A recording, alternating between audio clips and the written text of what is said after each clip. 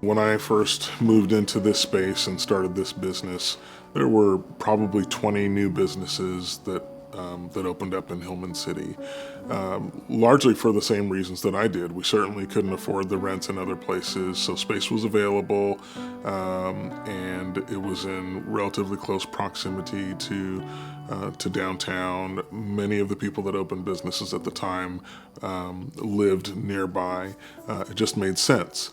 That said, Hillman City had been a challenging place to be, whether real or perceived. People weren't comfortable being on the streets in this neighborhood. They didn't feel safe. They didn't feel like there were any amenities for them. They didn't feel like there were any establishments that catered to their families, and so they didn't engage. I mean, people who lived a block off of the main street never walked the sidewalks in this neighborhood, and so we sought to change that. It was critical to the survival of our business. If you can't get the neighbors to engage, then they're not going to patronize your businesses, and your business is going to fail.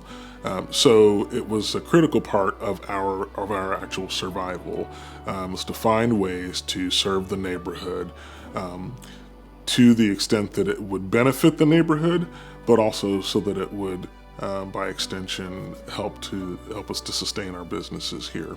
We really wanted people to feel welcome in their own neighborhood, and so to the extent that we were able to do that, we did. That sort of led to a project that we called the living room. So what we did was we picked a Friday every month to set up a living room, and I would drag furniture out of the store, set it up on the sidewalk, literally vignettes, living room vignettes on the sidewalk. I would take a turntable and receiver and records, and we would set it up in one of the doorways of the building that was vacant at the time.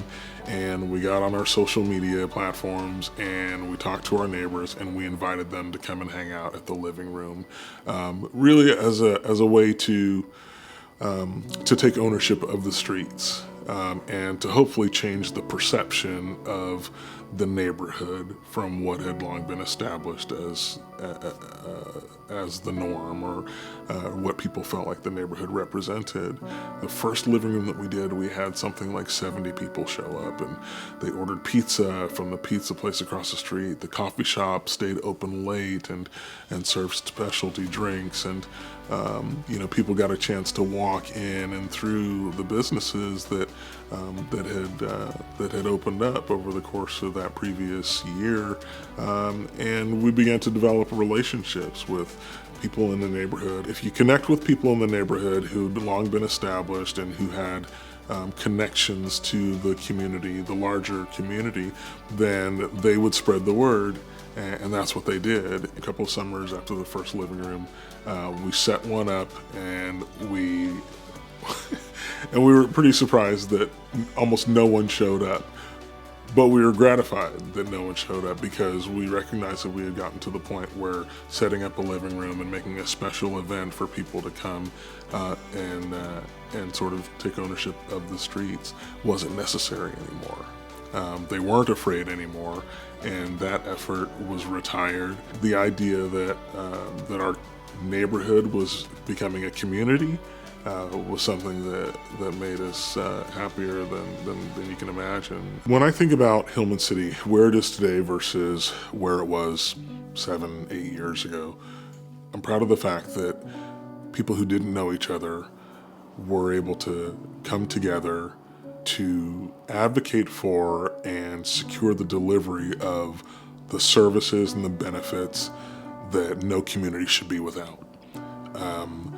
I'm happy to see the changes that have a direct impact on people's health and safety. I'm happy to see an influx of new businesses.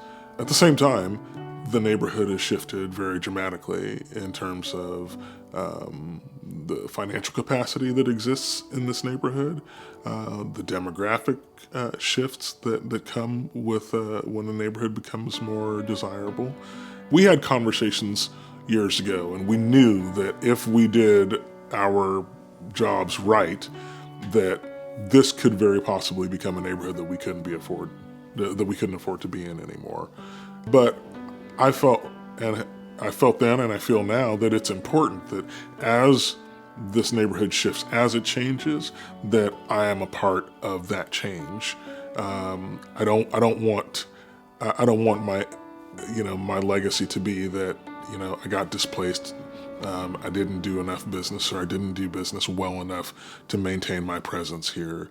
But if this neighborhood is going to survive, like so many other neighborhoods, it's going to take people taking an interest in their neighborhoods, in their communities, giving up their time and their effort and their energy, and making the investment